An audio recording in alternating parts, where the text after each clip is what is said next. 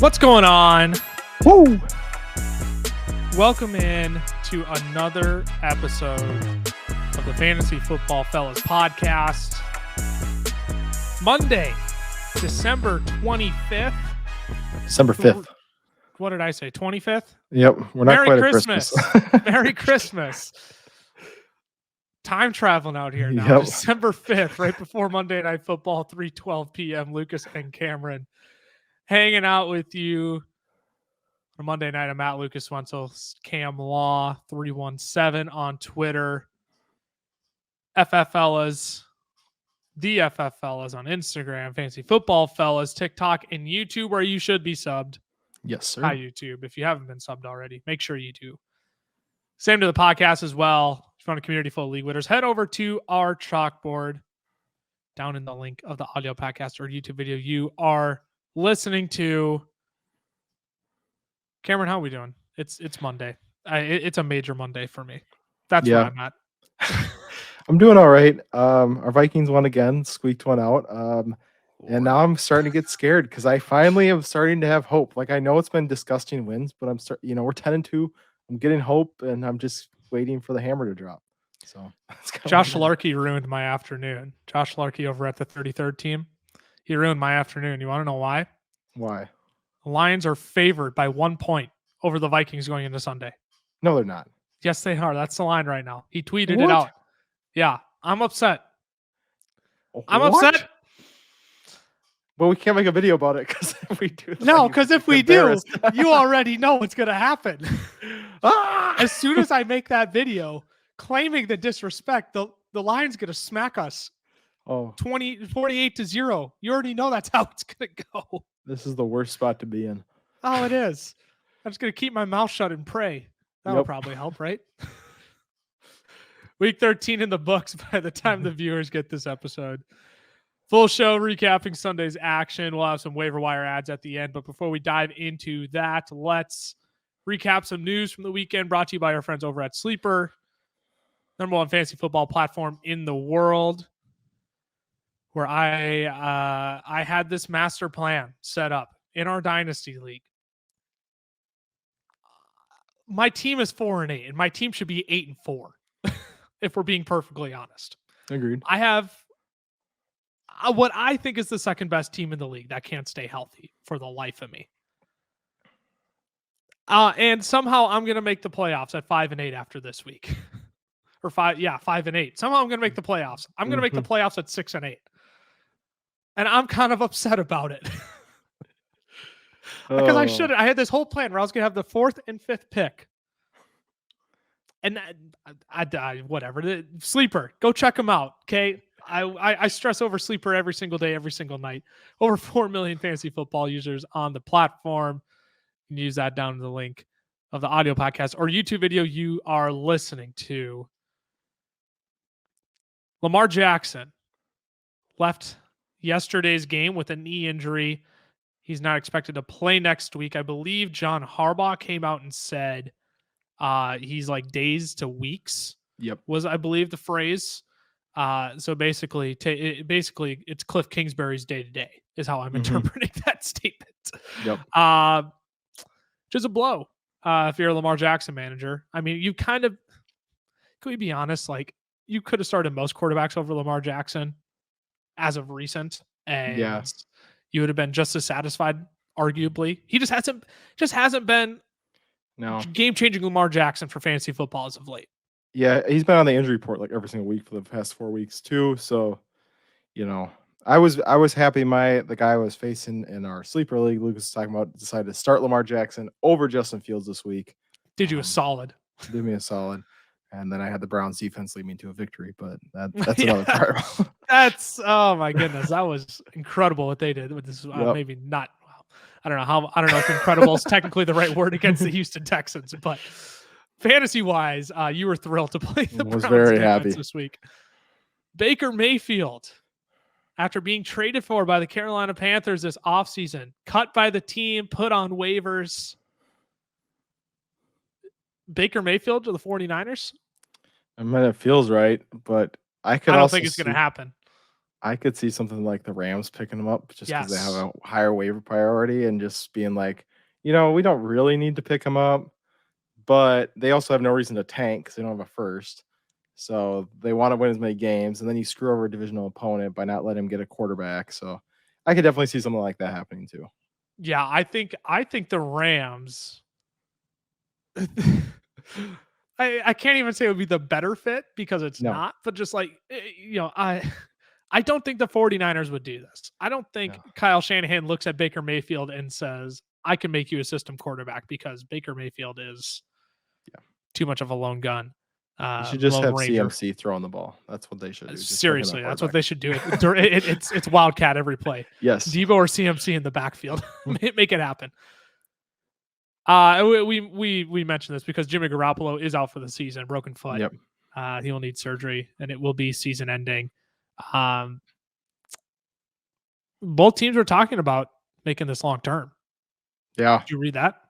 I was. He was looking to be the quarterback next year, or at least on the roster next year. I shouldn't say the quarterback, but on the roster. So we'll see what this does for San Francisco, who was also trying to deal him after neck surgery this off season. I know. They're probably like, God, this sucks. We're like, if he makes a deep playoff run, then they're like, oh, good. We're forced into keeping him now. And then we move Trey Lance. And if he, sputters in the playoffs, and you're like, we can get rid of him. And now he's injured and you can't even get rid of him for anything. So they're like, this sucks. Yeah, it's a no-win situation for the 49ers right now. Nope. Kenneth Walker left yesterday's game with an ankle injury deemed as a jammed ankle. Team doesn't know what it necessarily means for his timeline, which is just disastrous if you had Ken Walker on your team. Thankfully, he was likely a waiver wire pickup, so you should have other depth pieces. Yeah, hopefully, but this is a big blow nonetheless. Yeah. to lose a guy like Ken Walker for your team. Yeah, jammed ankle just sounds painful to begin with. I don't know what that means, but that just sounds like it hurts. I'm just imagining my ankle just up like an inch, like on my leg. Yeah. Ugh. Yeah. He's been on a tear, so that's a tough loss. That's a tough loss. Matt Stafford expected to be shut down for the year. He's on the IR, but this likely means for the year with a spinal cord contusion. This guy. I just can't catch a break. I mean, I know. You got the elbow this offseason. You had all the back stuff in Detroit. I know. Now you have a neck contusion, like spinal cord contusion, excuse me. It was deemed as a neck injury, which, yeah, okay, spinal cord contusion, that counts. Just you gotta wonder when do you hang it up at this point? I mean, you won the Super Bowl. You've been millions on millions of dollars, and I mean, you've just had broken back, neck contusion. You've had multiple dislocated shoulders. Like, how much longer is it worth it to play football for Matthew Stafford? That's got to be something that something to think about. It's got to be soon. It's got to be soon because do you play out the contract and then call it quits? I know, and this O-line is not getting better. No. And if I were Matt Stafford, I wouldn't want to be taking a beating behind another crappy offensive line for the rest of my career, like I did my entire career already. Yes, I know. This poor guy. Traylon Burks, he left yesterday's game with a concussion. He got absolutely drilled on his touchdown catch right away in the first quarter. That was a massive blow. If you didn't see that, that is something to monitor in the coming week. I would bet he's out in week 14, excuse me. I would bet he's out week 14. Yep. I would bet he's out week 14. You'll likely get him back for the first round of the playoffs.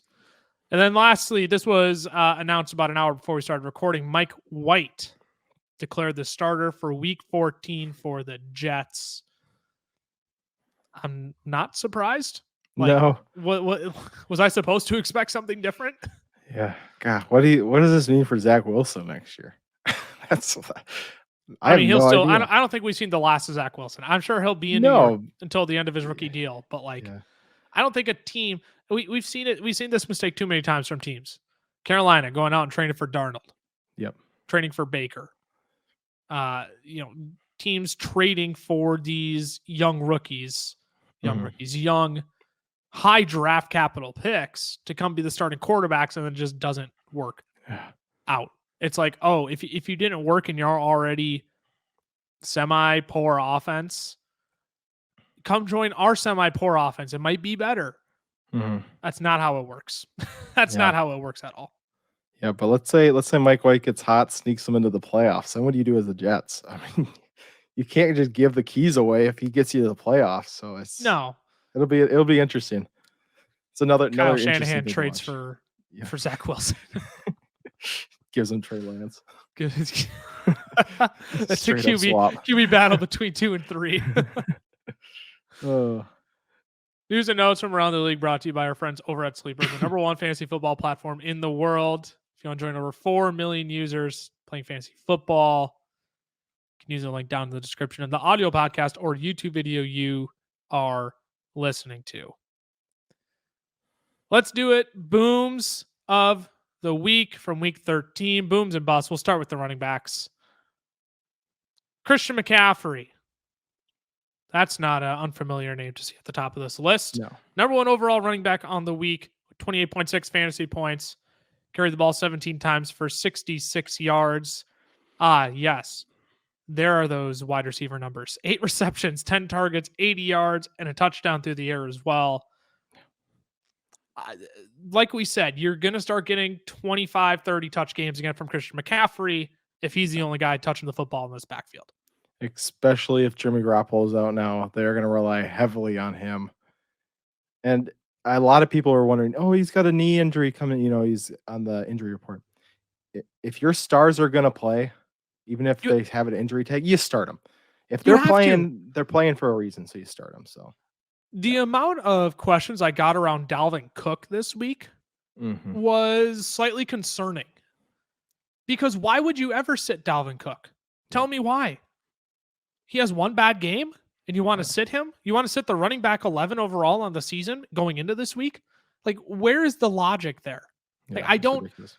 If your stars are going to play, you start them. Okay. Like, let's not get cute here. I know it's like desperate times call for desperate measures when you get towards the playoffs if you're trying to make a final push, but like, nah, you start your studs. And it's because they do things like this. I didn't realize Christian McCaffrey was the only running back this week. He was one of only 2 guys who really got a massive amount of receiving work in the top 10. Yeah. That's kind of crazy. Like we saw last week, there was Eckler and Jacobs and McCaffrey again, right? All these guys who had multi-reception games, and looking at it, it's like, oh, some of these receiving numbers just aren't great. I digress. Tony Pollard, he scored twice, 24.6 fantasy points, 12 rushing attempts, 91 yards, added 2 receptions for 15 yards. Tony Pollard is the running back blank rest of season. Ooh, that's a good one. I mean, he's got to be top 15 the way they move the ball. He's got to be easily pushing on the door top 12 because he honestly has his better games when Zeke's getting a ton of volume. Yes. When he's the Can we acknowledge that? When he's the change of pace back, he has amazing games. That's when he's efficient. When he's not and they're trying to use him more and more, then he's not quite as efficient. So when Zeke gets 17 carries, you should be happy about it because Pollard may only play 35% of snaps, but he gets the ball on like 80% of those 35% of snaps. So, and he does something with it. Yes. 12 for 91. Yeah. That's at least 7 yards a carry. Yeah, 7.5. I mean, like Tony Pollard is a top 15 running back the rest of the season. No two ways about it. And he's a lineup lock, in my opinion, from here on out. You put Tony Pollard in your lineup. You even look at their schedule rest of season. Like, you don't get anything really bad until the fantasy championship in week 17, which then we can have a discussion. But even then, like, I still want to play Tony Pollard with how hot he is. He's a running back 9 overall in the season. Houston, Jacksonville, Philly, the next 3 weeks. Yeah. I mean, it would be tough for me to sit him or Zeke right now, even. No, you have to start Zeke every week too. You have to. And it's not even like with Zeke, you can say like, oh, the efficiency's not there. He's not playing great. They're on an offense that's going to score a lot of touchdowns. And they're getting to the point where Kellen Moore's like, hey, it works better if I run the ball in the red zone. So when we get to the red zone, I'm going to give it to my 2 running backs. And so when you can get a touchdown every week from each of them, it makes it pretty easy to put them in your lineup. Samaje Perine He did a phenomenal job filling in again for Joe Mixon. 21 for 106, 5 yards a touch. No scores on the ground. 6 receptions on 7 targets, 49 yards. No scores through the air, but 21.5 fantasy points. This is why rostering your handcuff running back is so important. Yeah. This is why it's so important because, like, Samaje Perine, he's a good running back. Mm-hmm. He's a serviceable running back. I'll tell you what, he's no Joe Mixon, though. No. But here he is, been a top 10 running back each of the past 2 weeks. Yeah. Yeah, it's something that you've gotta have going forward, because when it gets to that point, like, you don't want to be giving up a starting wide receiver to get Samaje Perine for 2 weeks, right? No. If somebody else picks him up before you. So you need to have this before an injury happens. It can't be, oh no, Christian McCaffrey's injured, who's their backup, all of a sudden you're scrambling and you're last on waiver priority, right? Or you don't have any fab left. So it's something that you have to plan ahead for. And if you've got like a wide receiver 5 on your team, like if you have like, I'm trying to even think, like a Darius Slayton even on your bench, you're never going to start him. So drop him and pick up your handcuff, or like if for some reason you're still holding like Julio, drop Julio and pick up your guy. Unless you really need wide receiver depth, but at this point, if you're in the playoffs, you probably don't. So yeah. I mean, rostering your handcuff at this point in the season, anything can happen. Anything can happen. And especially if it's concussion based, they're going to sit out a week at least. Joe Mixon's been 2 now. Yeah. You need your handcuff. You absolutely need your handcuff running back now. It more important now than ever. Yep. This next name makes me really happy. For a multitude of reasons. I love seeing DeAndre Swift's name back in the top 5 running backs, baby. Oh, This makes my heart so happy. 14 rushing attempts, 62 yards and a score, added 4 receptions for 49 yards, 21.1 fantasy points. I was on live for Fantasy Pros yesterday morning before the games, and I was telling people I got a gut feeling this is going to be the DeAndre Swift bounce back week. Correct me if I'm wrong, 65% of the snaps compared to Jamal Williams' 30. Yeah. Crazy how the narrative just flipped like that. And the Lions were dominating this game, which you would think Jamal Williams, right? Give him all the rushing work. No, it was DeAndre Swift who dominated snaps for this team yesterday. Yeah, it was crazy. I mean, and the thing too, Jamal Williams still had 11 carries and a touchdown. Right. So it wasn't like he was unproductive. Obviously, it's not what you were hoping if you started Jamal Williams. But, I mean, Jamal Williams is still going to get his. But we've known this about Swift for his entire career. He doesn't need 25 carries to be a top 5 running back.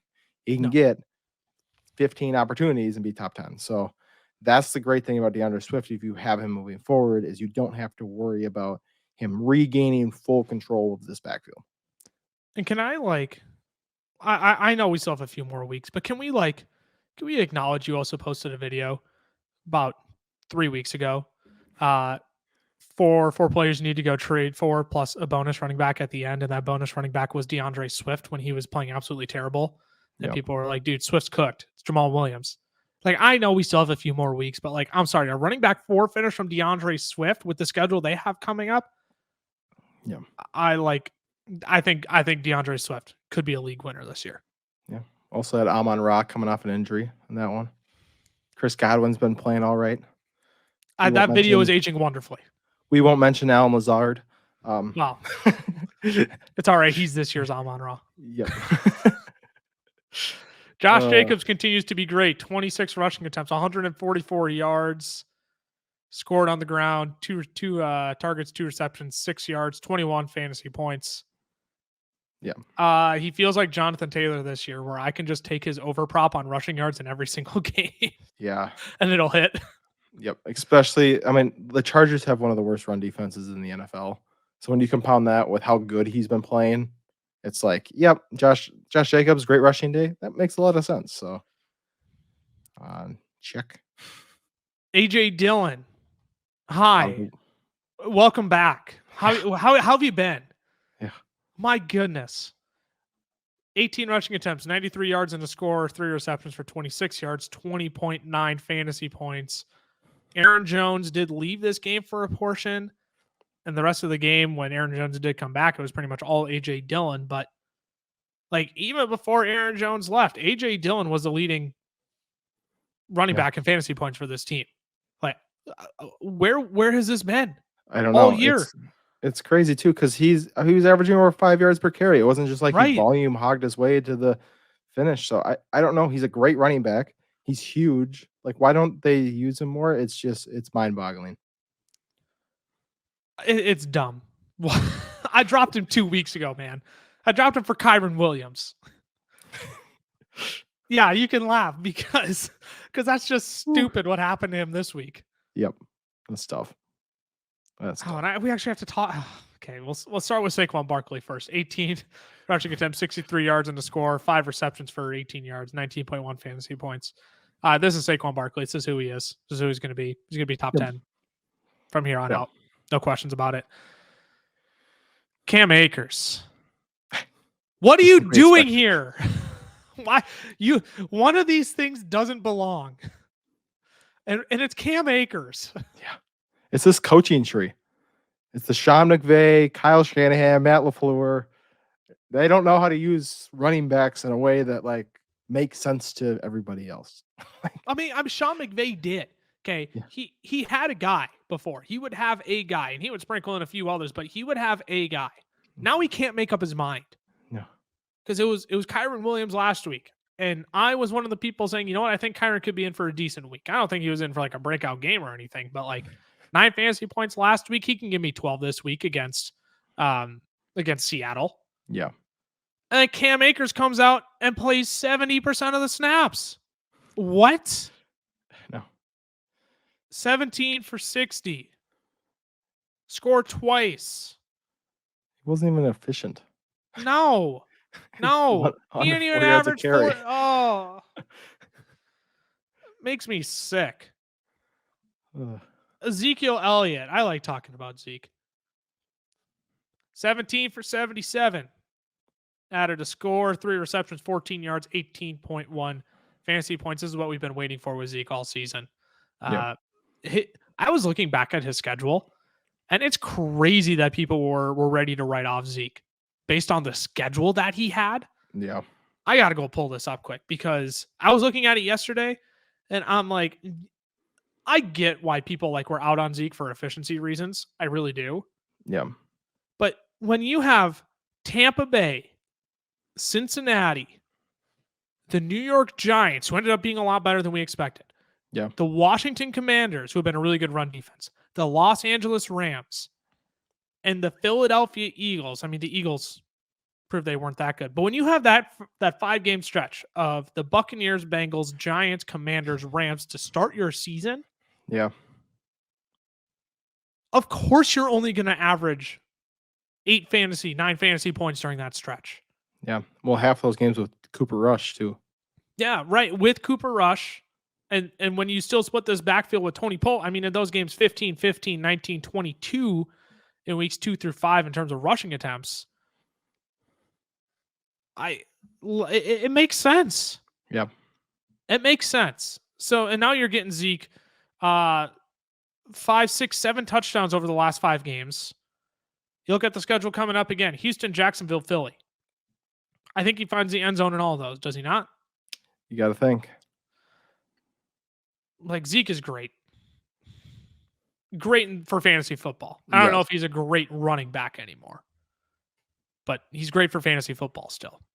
Zonovan Knight wraps out the top 10, 15 attempts, 90 yards, added 5 receptions for 28 yards, 16.8 fantasy points. Nothing too much to report there. If Michael Carter remains out, Zonovan Knight looks to be the guy you want in this backfield moving forward. For sure.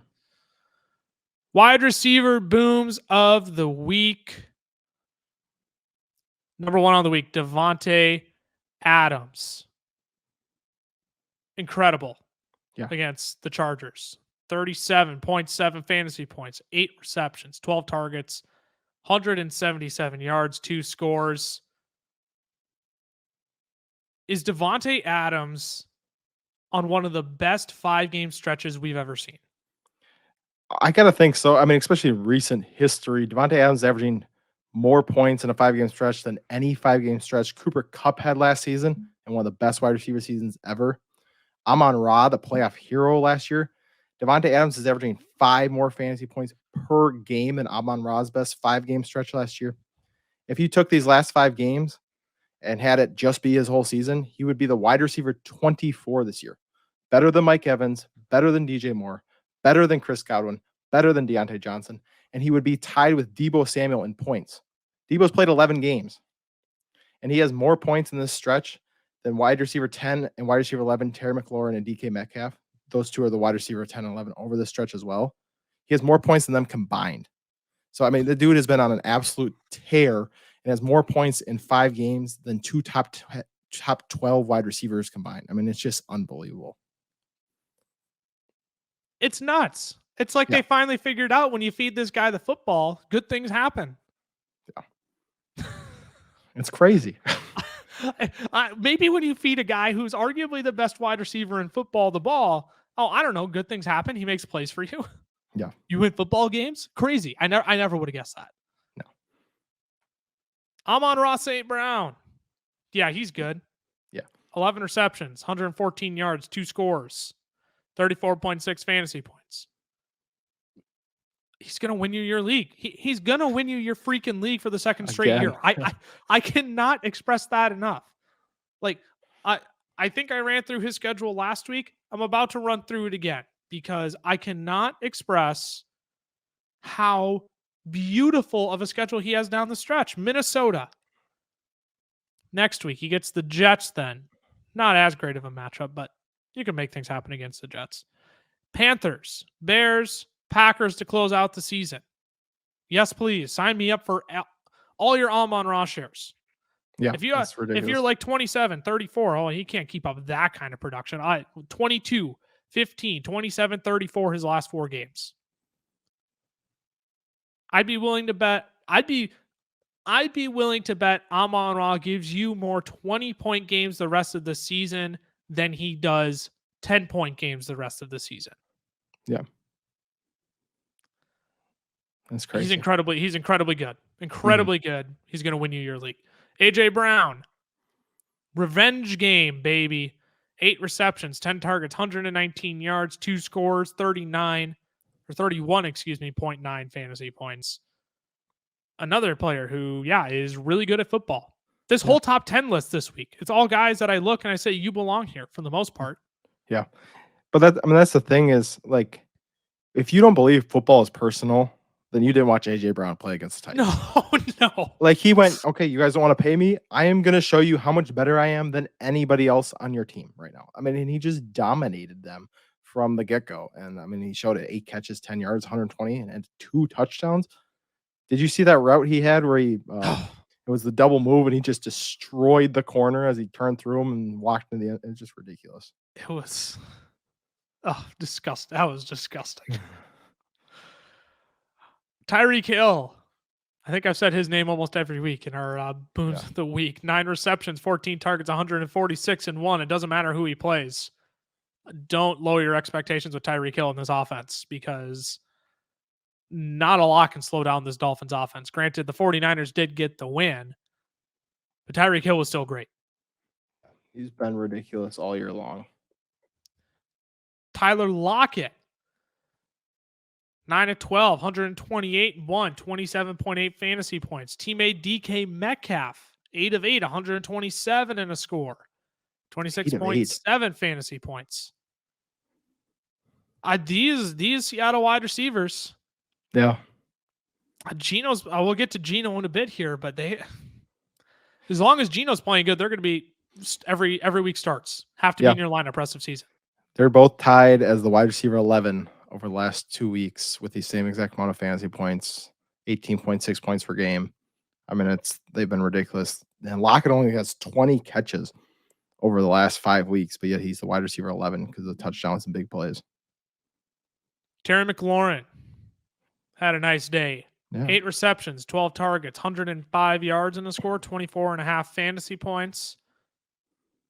Good to see Terry bounce back after a down week against the Houston Texans the week prior. Yeah. Christian Watson. The man doesn't know how to not score. 3 receptions, 6 targets, 48 yards in the score. Oh, and he scored a 46-yard rushing touchdown as well. Here's my thing on Christian Watson.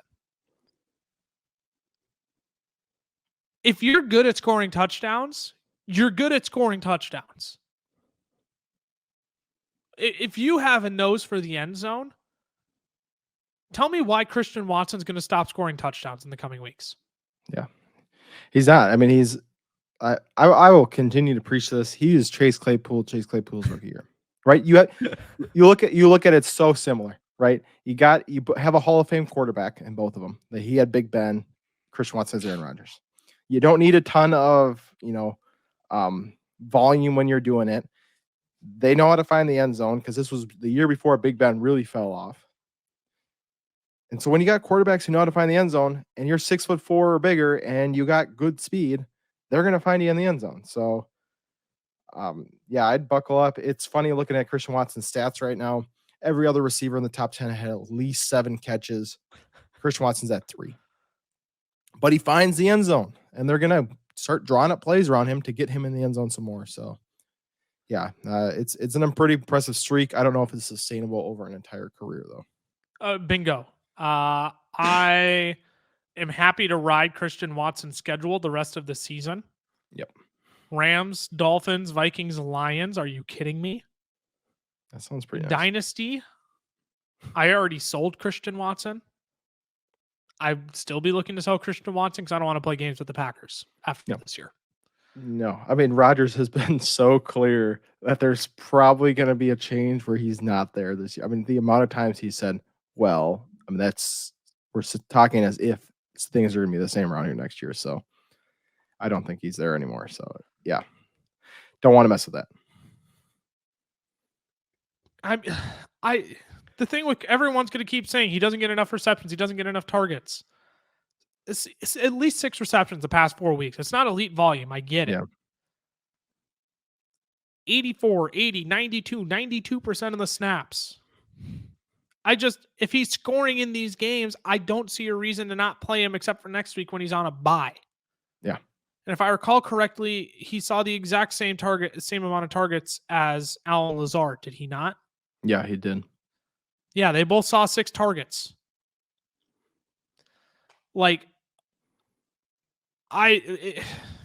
He's just too good. You have to keep playing Christian Watson. Yeah. I mean, the value of your targets matters. It's the same on the Eagles right now. Devonta Smith and AJ Brown are getting about the same amount of targets, but Brown is getting deep targets and red zone targets. Right. It's the same on Green Bay with Lazard and Watson. Watson's getting deep targets and Watson's getting red zone targets. So obviously he's going to score more. The guy who's getting all the good targets, Garrett Wilson, my goodness, 15 of them on Sunday, 8 receptions, 162 yards, didn't score, but it didn't matter. When he got going, he got cooking against this Minnesota secondary. Yeah, him and Terry are very similar right now. You got a quarterback out there who wants to throw their best player the ball because that's who they trust the most, and they want to sling it, and it's just they're reaping the benefits. So, but he looked really, really good. He looked phenomenal. I mean, it's not hard to look phenomenal against the Minnesota secondary, but he looked really good still though on Sunday. Yep. Stephon Diggs wraps out the top 10, 7-9, 92, and a score for 22.2 fantasy points. No surprises there. Diggs belongs in the top 10 every single week. Yeah, and it's hard to see a week where he's not in the top 10. Quarterback booms. Jalen Hurts on top. 29-39, 380 and 3. Only 5 rushing attempts for 12 yards, but he did score on the ground. Jalen Hurts, I applaud the man. He has I can't say defied the odds. He has stepped it up this year. Yeah. He stepped it up as a passer this year because we would not have seen 29-39 for 380 from Jalen Hurts last year. No, not at all. He wouldn't have taken advantage of this Tennessee Titans secondary last year. And he looks phenomenal this year. Yeah.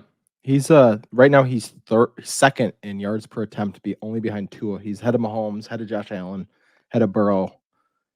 I mean, the dude's slinging it around, and he's one of the best rushing quarterbacks in the NFL. Like, that's a crazy combo right now with maybe the best offensive line. Whatever they did in the offseason with him, it is clearly working. Jalen Hurts has been a ton of fun to watch this year. Yeah. Joseph Burrow. Joe Shiesty, 25-31, 286 and 2. Season high rushing attempts, 11 of them for 46 yards and a score, 30 fantasy points as the Bengals beat the Chiefs for the third time in 2022. Yeah. I don't know if we can expect this from Joe Burrow going down the stretch. He does have one of the most difficult playoff schedules for quarterbacks, in terms of fantasy playoff schedules, that is, for quarterbacks. But I mean, you're playing him every single week because this Bengals team can sling the ball around, and he has Jamar Chase back as well. Yeah, he's the QB4 on the season. He's second in passing yards, second in passing touchdowns, and he's missed Jamar Chase throughout the season. And he's a guy too that rises to the occasion. Yes. Like, when they need him the most is when he plays his best. And I really think, I mean, there's been a lot of stuff, especially on Twitter right now, between like Tua and Justin Herbert. And I think that's really just a distraction for how good Joe Burrow's been. Yeah. Like, you can debate those two all you want, but you got Joe Burrow. Like, Justin Herbert looks great. He makes the throws, but Joe Burrow wins. He does.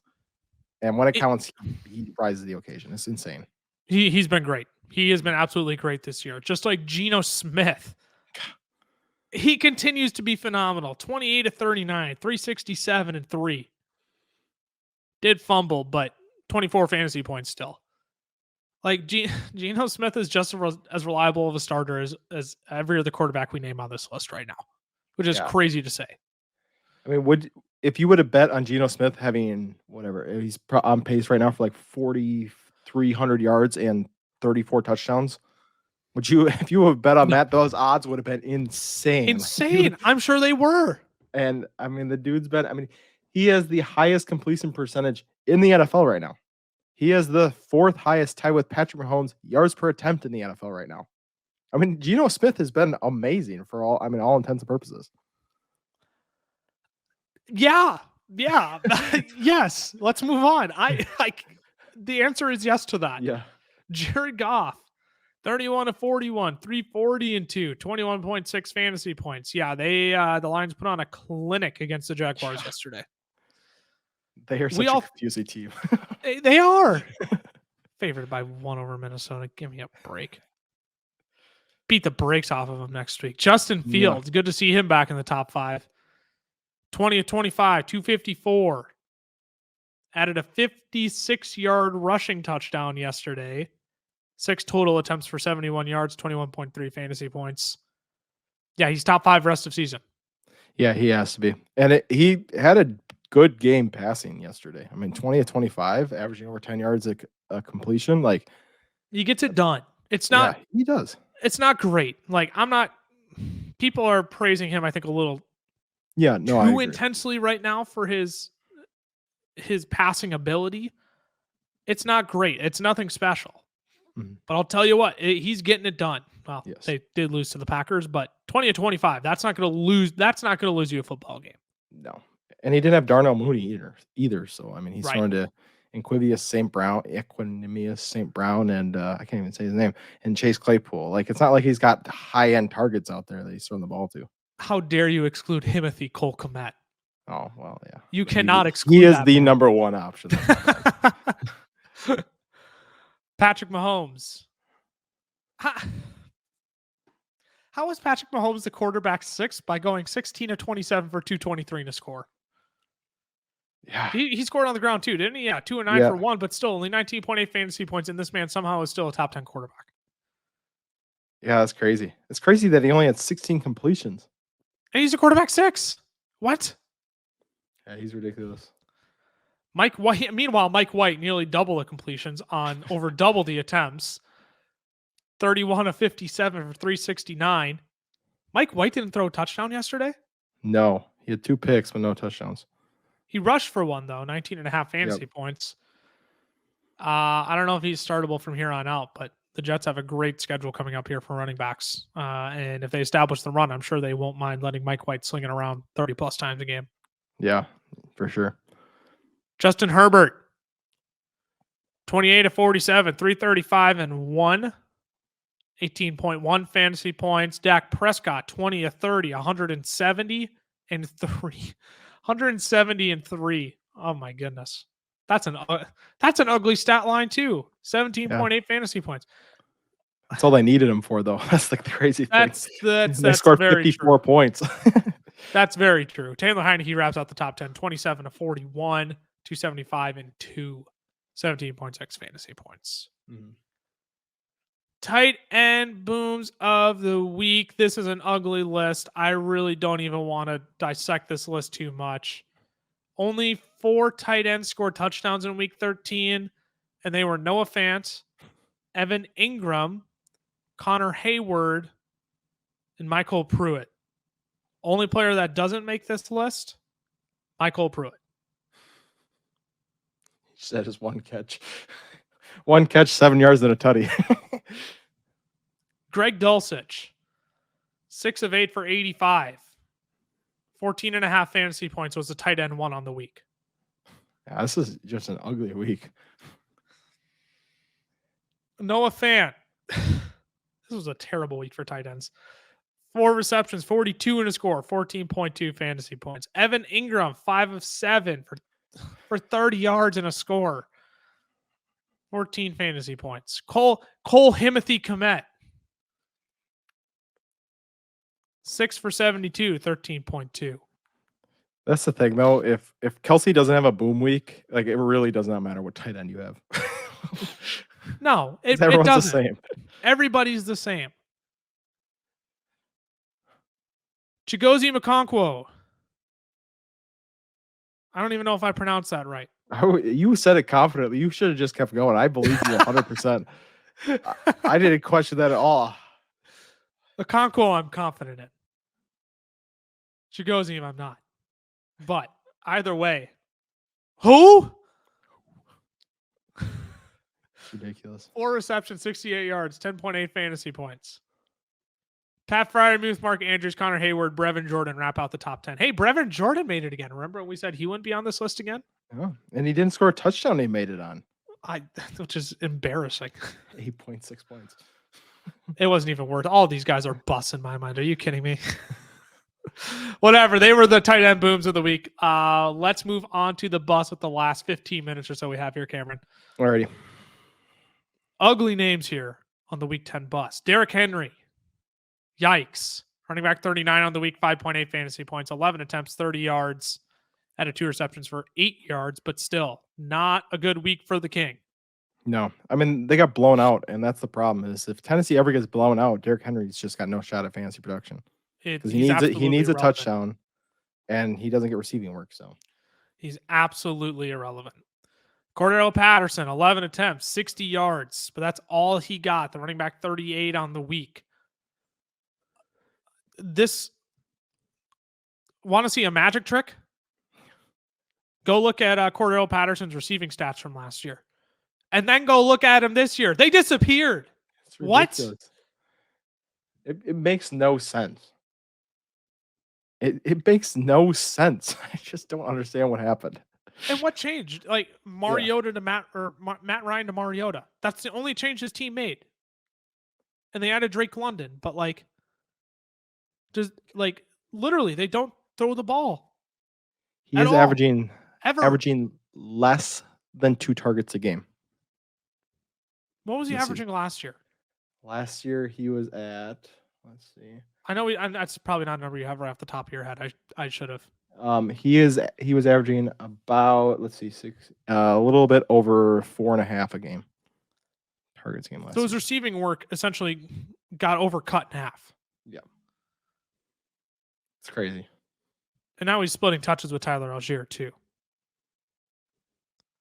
Disgusting. Travis Etienne. What happened to the league winner, Travis Etienne? I was willing to admit he was he's good. He looked good. But what's happened?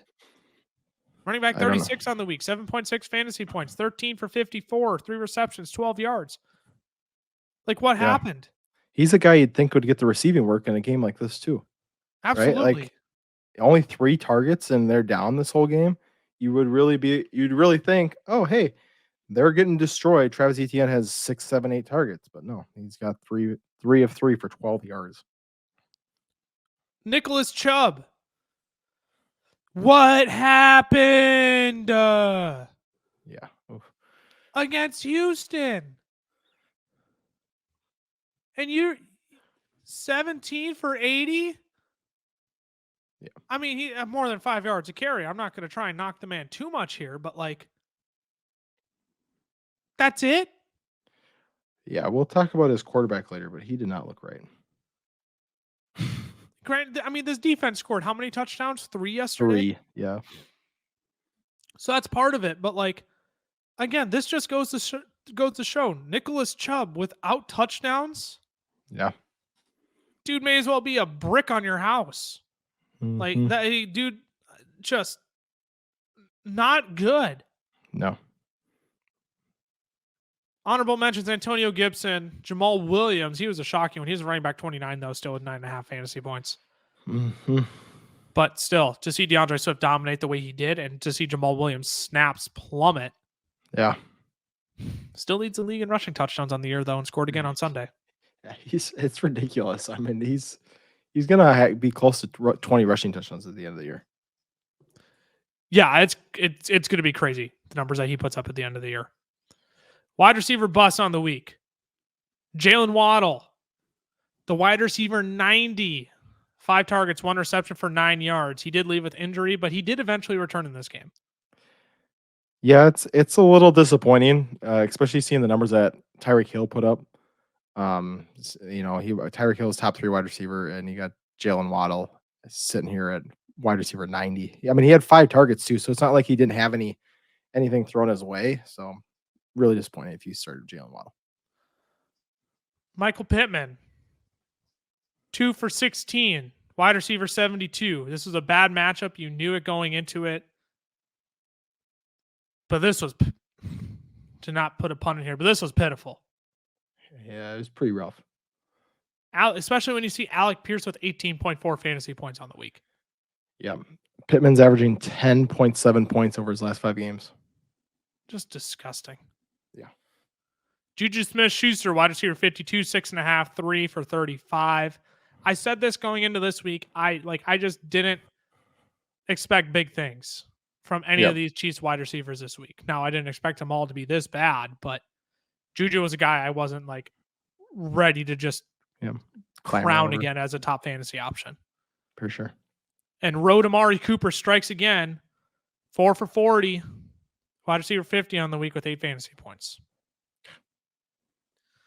Honorable mentions, Brandon Ayuk, only 9.6 fantasy points, a wide receiver 40, and Deontay Johnson, honestly, one of his better weeks this year, and he was still only the wide receiver 36.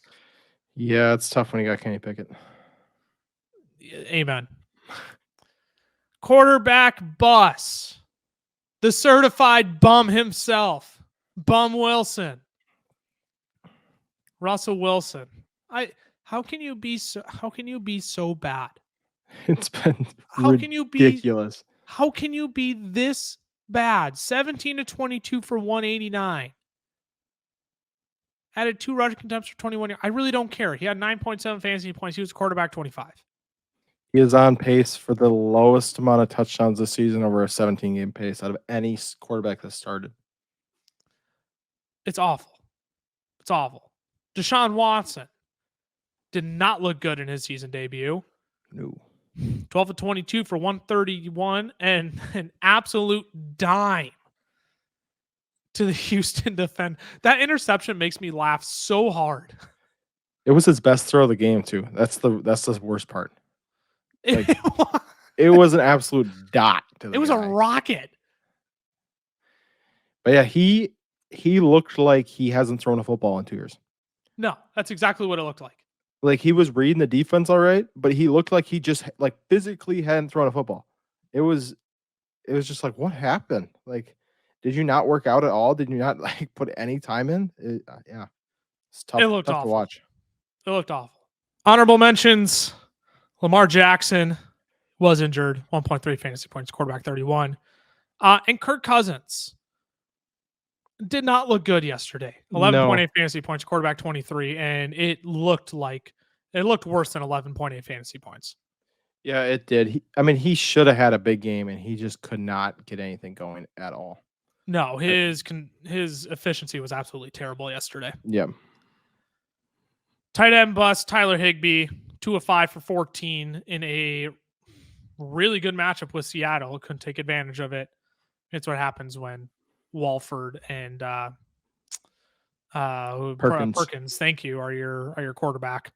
2 of 5 for 14, 3.4 fantasy points. George Kittle, I thought this could be a great bounce back week for George Kittle. Mm-hmm. But it wasn't. 2 receptions, 27 yards, a tight end 27 on the week. Yeah. They lost Jimmy. That's a big part of it. That is a big part of it. Dalton Schultz, tight end 18 on the week, only 5.3 fantasy points. We have to. Yeah. Travis Kelce was a bust this week. Travis Kelce was a bust. At the tight end 12, he was a bust this week. Do you hear what I just said? At the tight end 12 on the week, Travis Kelce was a bust. Yeah. 7.6 fantasy points. Yeah, it's a bust from Travis Kelce. That's a major bust from Travis Kelce. Yeah, if you were starting Kelce, you're banking on big points every week, and that's a tough one to swallow. That's a tough one to swallow. Week 13 booms and busts.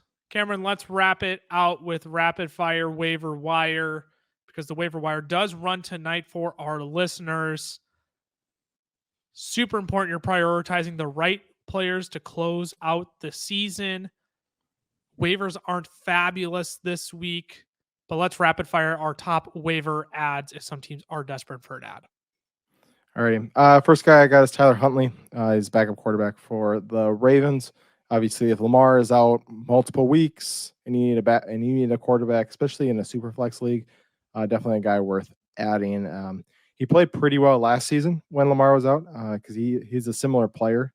I shouldn't say similar. Nobody's similar to Lamar, but similar play style. Can run with the ball. So he filled in well for Lamar last year. Yes. James Cook. I think he's got to be your number one ad this week. James Cook should be your number one ad. He looked great on Sunday. I believe he was the highest scoring Buffalo Bills running back, if I am not mistaken, on Thursday Night Football. Yes, 14 carries, 64 yards, 6 targets, 6 receptions for another 41 yards. 43 season high percent of the snaps. The running back 12 on the week. This is the time of the year where we start to see these rookie running backs break out, and we could see like a Devin Singletary kind of stretch from him to close out the season. And Devin Singletary, can we be honest, stole a touchdown from James Cook this past week? 100% did. James Cook should have been in our top 10 running backs. James Cook, hands down, should be your number one waiver ad this week. Gets the Jets, Dolphins, Bears in his next 3 matchups, both of which I do not mind for James Cook. Or all 3 of which I don't mind for James Cook. Next, we got the Seattle running backs. Obviously, with Kenneth Walker potentially missing time. Travis Homer is supposed to be the next guy up, but he was dealing with an injury. So it is something to watch. DJ Dallas is then the RB3. I would assume it sounded like Travis Homer was probably going to be back for this next week. So he would be the guy I would target. But if somebody gets Homer and you got an empty spot, DJ Dallas would not be the worst player to pick up either, because there's no guarantee that Homer, even if he is the starting running back, gets the full workload. Considering Greg Dulcich was the tight end 1 on the week, I feel like it'd be silly for me to advise you not to pick him up with 14 fantasy points. Yeah, it's not fun to play games with this Denver receiving group, but in a land where tight ends are few and far between and they're all hideous, like Greg Dulcich has been a lone bright spot on multiple occasions this year. I know he's had a few down weeks, but like when Russ gets him cooking, Greg D could be fine down the stretch. And then lastly, Corey Davis. He had himself a nice little day against Minnesota. He is the wide receiver 2 in this offense. It is very clear. Elijah Moore is still the number 3. He'll be a fine play down the stretch, especially with the rest of season schedule for the Jets. Fantasy playoffs, we are looking at the Bills next week. It's not great, but the Bills have been allowing a ton of fantasy points to wide receivers recently. They get Detroit, Jacksonville, and Seattle to close out the season. That's pretty nice. Yeah, I will take that for Corey Davis. I don't mind that at all. And lastly, the only other thing I want to mention is if you don't want to pick up any of those guys, if you're like everybody on my team is too good for those guys, I get it. Yep, I do. Who's not too good for your team though is your stud running backs handcuff. Yes, they're not too good for your team because they could be used against you if your star running back goes down. Instead of being in a scramble to replace stud production, be proactive. Okay. Yes. Your running back 5 is not doing anything for you right now. I promise you that. I promise you they're not doing anything. They're not doing anything more important than ensuring your stud running back is. So a Derrick Henry, go out and get a Dontrell Hilliard. A Jonathan Taylor, get a Deion Jackson. And Austin Eckler, get a Isaiah Spiller or Joshua Kelly. A Josh Jacobs, get a Zamir White, Amir Abdullah. I'm trying to think of another, again, Cameron, you brought up Travis Homer and DJ Dallas. All these guys. Dalvin Cook. If you don't have Madison, go out and make a trade deadline is probably closed. But if Madison is, for whatever reason, floating around out there, in Yahoo leagues, he was available in 65% of Yahoo leagues last week, which was insane. Go out and get Madison, right? Go ensure your running backs because we saw how important it is with Samaje Perine. Samaje Perine has been a top 10 running back and has kept Joe Mixon managers afloat. Yes, for sure. Yeah, I would agree. And I mean, it proves the point too, like you're saying with the running backs right now, if you're the Kenneth Walker manager, there's no certainty that you would get these players. No, right? Because he's out. Anybody can pick him up. And I think it's the same thing too with the quarterback right now. Usually I would say I never carry a second quarterback. I never do. I rarely ever have one on my team. But right now, it would be worth having a second quarterback if there's a guy out there that you look, hey, championship week, he's a good streamer, or he's got a decent playoff schedule, or maybe someone dropped a guy floating around outside the top 12. Like if Derek Carr was out there right now, I had Josh Allen, I would pick up Derek Carr just to have him on my bench if I got that extra spot, just to ensure, hey, Josh Allen goes down, I'm not trying to fight for, Bryce Perkins as my starting quarterback in the championship week. Absolutely. Well, and defenses too. You have to start looking at defenses if you make the playoffs as well. The Kansas City Chiefs get the Houston Texans and the Los Angeles Rams in the playoffs. Weeks 15 and 17. Very nice. Yeah. I want teams that are playing bad offenses right now. Yes. I want defenses that are playing bad offenses in the playoffs. So those are guys you can go ahead and stash as well. You probably don't have to waste a waiver claim on them, but those are guys you should be adding this week and prepping for now before the fantasy playoffs do come. For sure. Any final thoughts you want to add before we sign off? I mean, right now you're pretty much, except for minimal waiver wire pickups, it's pretty much up to luck. So good luck, because you never know how games are going to break. You could have the best team in the league. There's no Amon-Ra or Rashad Penny right now. There's not. There might be after next week, but there's not right now. We could argue James Cook, but this is the first game we've seen it from him. Yeah, he's the only one with the potential, but we're not banking on it. We're not banking on that, no. But just because it's not important this week means you tune out of waivers this week. Don't get in the habit of tuning out of waivers. Stay sharp on the waivers, even if you're not adding anybody. I mean, it's the only thing you got midweek anymore. So that's very true. FFL is on Twitter. The FFL is on Instagram. Fantasy Football Fellas on TikTok and YouTube, where you should be subbed. Click that bell so all your notifications are turned on, so you know when we're dropping new content for you all, which is every day. Hint, hint. Do the same for the podcast as well. Make sure you're subbed and turn on notifications so you know when new episodes are out. I'm at Lucas Wenzel on Twitter. CamLaw317 for Cameron. Two Stooges being dudes of Fantasy Football Fellas. We will see you all midweek for a Week 14 preview. Hang tight until then. Stay safe. Stay healthy. We'll see y'all midweek. Deuces.